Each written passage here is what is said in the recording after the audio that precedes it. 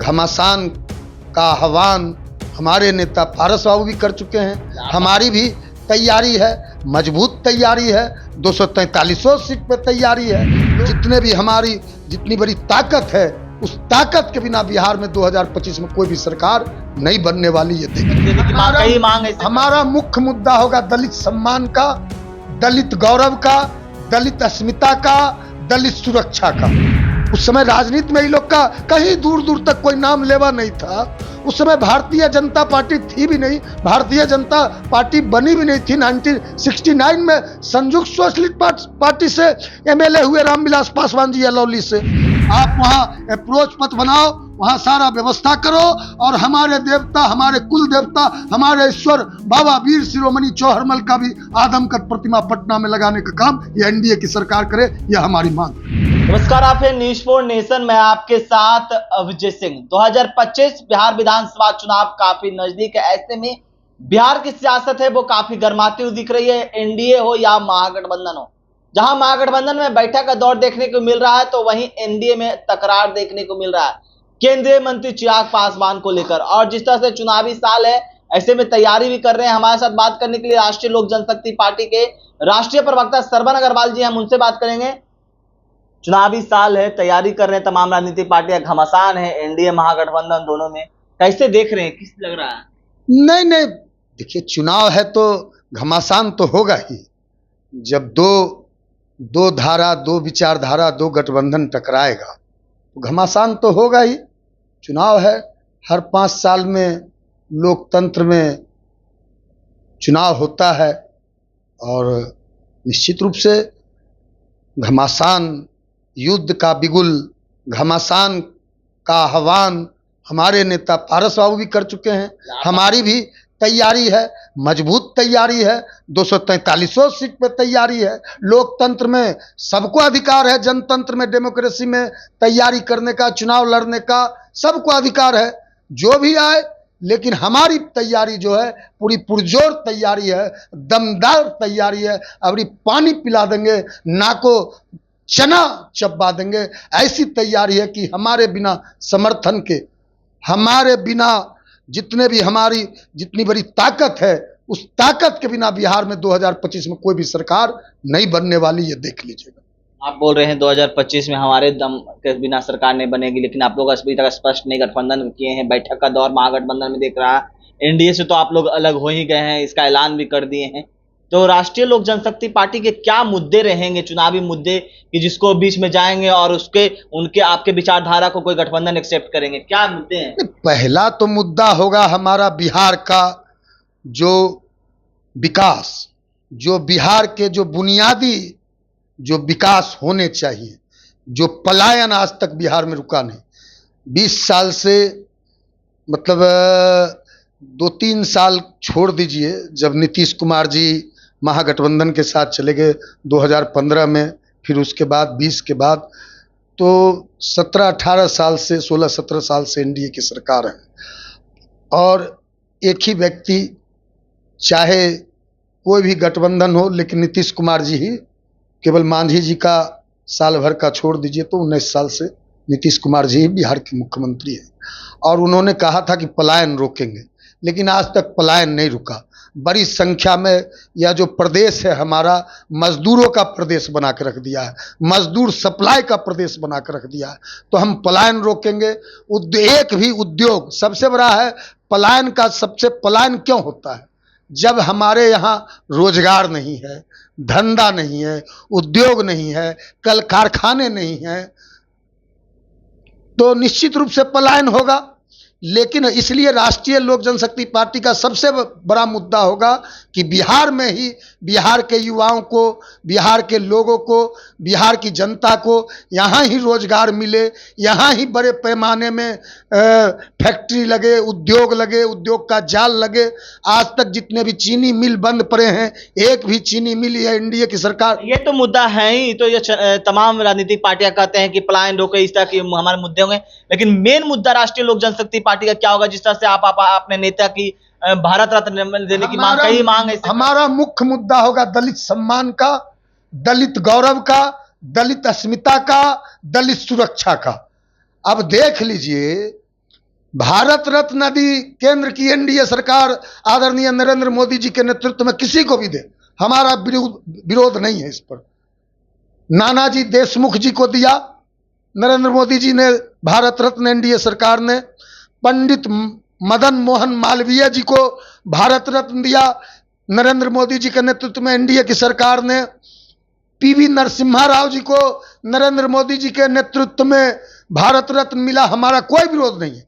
तीनों के तीनों जो बड़े चेहरे हैं जिनका हम नाम गिरा रहे, तीनों ब्राह्मण जाति से आते हैं, तीनों के तीनों, नरसिम्हा राव जी, पंडित मदन मोहन मालवीय जी, और हमने जो ये आपको नाम गिनाया नानाजी देशमुख, ये तीनों जो भारत रत्न दिया नरेंद्र मोदी जी ने, तीनों ब्राह्मण जाति से आते हैं। एक भी दलितों को क्यों नहीं, दलितों के जो महानायक थे, दलितों के जो देवता थे, जो देश में दलितों के आर्थिक उन्नति, सामाजिक उन्नति, राजनीतिक उन्नति, शैक्षणिक उन्नति के जो महानायक थे, पुरोधा थे, जननायक थे, लोकनायक थे, दलितों के, उनको क्यों भारत रत्न नहीं? किनको बात कर रहे हैं आप? हमारे नेता रामविलास पासवान को क्यों नहीं भारत रत्न मिला? पद्म भूषण तो दिया गया, आपने देखा कितना बड़े सम्मानित। पद्म भूषण रामविलास पासवान जी को भारत रत्न क्यों नहीं? पद्म भूषण तो यह सैकड़ों की संख्या में हर साल देते हैं। पद्म भूषण रामविलास पासवान जी के लिए, केवल रामविलास पासवान जी को केवल पद्म भूषण के लायक आप समझती है ये एनडीए की नरेंद्र मोदी जी की सरकार?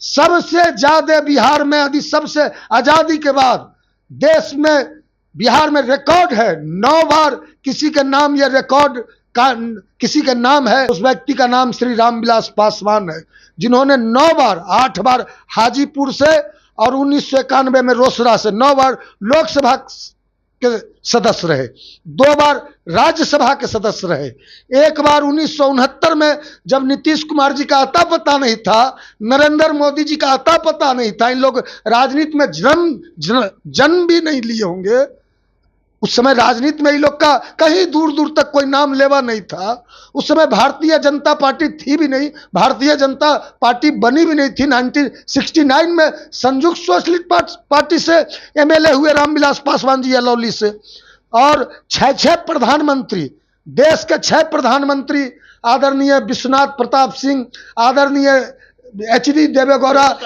6 प्रधानमंत्री के साथ रामविलास पासवान का विरासत है, जो राजनीतिक विरासत है रहा है। लेकिन जिस तरह से बात करें कि आप लोग चुनावी साल में इस तरह के मांग कर रहे हैं कि उनको भारत रत्न दिया जाना चाहिए, तो क्या लगता है आप आम जनता के बीच में लेके जाइएगा उनको भारत रत्न? एकदम लेके जाएंगे। दलितों के नायक, महानायक को भारत रत्न क्यों? दलितों से इनको क्यों नफरत है? काशीराम जी दलितों के बड़े नेता थे, मान्यवर काशीराम जी, वह नारा लगाते थे, वोट से लेंगे सीएम पीएम, आरक्षण से लेंगे एसपीडीएम, है ना, नारा लगाते थे रामविलास पासवान, जिसकी जितनी संख्या भारी उसकी उतनी भागीदारी। तो भागीदारी देने की सवाल आता है, भारत रत्न देने का सवाल आता है, दलितों का सम्मान देने का सवाल आता है। तो बाबू जगजीवन राम को क्यों नहीं सम्मान? बिहार से पहली बार कोई देश का उप प्रधानमंत्री बने बाबू जगजीवन राम जी, उनको क्यों नहीं भारत रत्न? रामविलास पासवान को क्यों नहीं भारत रत्न? क्यों नहीं रामविलास पासवान के नाम पे हमने मांग किया 1 व्हीलर रोड, जो लोजपा ऑफिस था अभी है, जहां पे 1990 से रामविलास पासवान जी आते थे, रहते थे, ठहरते थे, सोते थे, खाते थे, कार्यकर्ताओं से मिलते थे, पूरे देश भर के, बिहार भर से के मीडिया साथियों से भी वहीं मिलते थे, मीडिया के प्रेस के साथियों से भी वहीं प्रेस कॉन्फ्रेंस करते थे, इंटरव्यू देते थे, मीडिया के साथियों को बैठ के साथ में खाना भी खाते थे। तो हमने मांग किया कि 1 व्हीलर रोड में पटना में, उसके अंदर आदमकद प्रतिमा रामविलास पासवान जी की क्यों नहीं लगाई जाए? अरुण जेटली का लगेगा। अरुण जेटली जो दिल्ली के हैं, भाजपा के बड़े नेता, भाजपा के नेता है, सुप्रीम कोर्ट के वकील रहे, उनका आदमकद प्रतिमा नीतीश बाबू ने एनडीए की सरकार में लगाया पटना में। बाहर के लोग के आदमकद प्रतिमा पटना में लग रहा है इस एनडीए की सरकार में, लेकिन रामविलास पासवान जी को का प्रतिमा नहीं लगाएगा यह भाजपा एनडीए की सरकार। यानी राष्ट्रीय लोक जनशक्ति पार्टी है, चुनावी साल में अपने नेता रामविलास पासवान को भारत रत्न दिलाने की मांग और जो राजकीय समारोह की भी मांग आप लोग लगातार। हमने कहा कि 5 जुलाई या जो अप्रैल महीना है, 5 जुलाई आएगा, 5 जुलाई को हमारे रामविलास पासवान जी की जयंती है। उस जयंती को बिहार सरकार राजकीय अवकाश के रूप में, राजकीय मतलब राजकीय तरीके से राजकीय समारोह के रूप में रामविलास पासवान जी की जयंती मनाने की घोषणा, यदि इनको दलितों से यदि प्रेम है, यदि ये रामविलास पासवान जी से प्रेम है, यदि इनको पासवानों से प्रेम है, अंबेडकर साहब से प्रेम है, तो रामविलास पासवान जी को सम्मान दो। एक मांग और हमने किया है, हमारे दलितों के देवता, दलितों के ईश्वर बाबा वीर शिरोमणि चौहरमल जी, जिनका हर साल मोकामा में हर साल मेला लगता है और वहां मनाया जाता है, पूजा करने के लिए पूरे देश से पासवान समाज के लोग, दलित समाज के लोग आते हैं। लेकिन वहां जो अव्यवस्था है, कुव्यवस्था है, इस साल भी जो अप्रैल महीना में मेला लगा, हर साल अप्रैल महीना लगता है, वहां जाने के लिए हजारों हजार गाड़ियां फंस गई, कितना कादो कीचड़ में लोग फंस गए। एक अप्रोच पथ आज तक एनडीए की सरकार वहां नहीं, नीतीश कुमार जी के नेतृत्व में बन सका। तो बाबा वीर शिरोमणि चौहरमल जी का जो मेला है, आप वहां अप्रोच पथ बनाओ, वहां सारा व्यवस्था करो और हमारे देवता, हमारे कुल देवता, हमारे ईश्वर बाबा वीर शिरोमणि चौहरमल का भी आदमकद प्रतिमा पटना में लगाने का काम ये एनडीए की सरकार करे, यह हमारी मांग है। साफ तौर पर राष्ट्रीय लोक जनशक्ति पार्टी के द्वारा बड़ी मांग कर दी गई है सरकार को लेकर। और वहीं बात करें तो जिस तरह से बात करें कि चुनावी साल है, ऐसे में साफ तौर पर कर रहे हैं कि हमारे नेता रामविलास पासवान को भारत रत्न है वो दिया जाए। न्यूज़